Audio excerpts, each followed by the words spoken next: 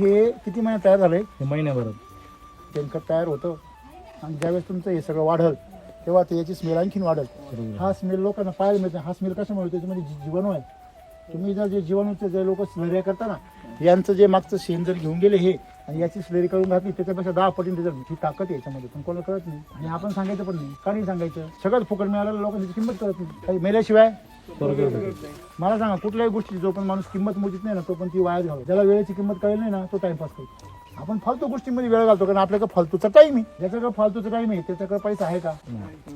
म्हणजे तुमचा टाइम फालतू राहणार नाही याचा अभ्यास जर तुम्ही करायला शिकले तरच तुम्ही जीवनामध्ये महत्त्वाचं काहीतरी करा. नाही तर तुम्ही जीवनामध्ये फालतू समजा हे इथं कामाला आहे, हे या गोठ्या पाहण्याच्या ऐवजी यांच्या रीलमध्येच पाहत बसले टाइमपास, कायम डेटाच भरत राहणार. पॅक संपला, इकडचे पॅक संपले का इकडचा पॅक चालू करतो. म्हणून हे जे आहे हे शेतीमध्ये सोनं आहे. हे ज्या दिवशी शेतकऱ्याला कळलं ना त्या दिवशी तो पुन्हा आपल्या व्यवसायाकडे येईल. का मिल्क चार्जर गरजेचं आहे?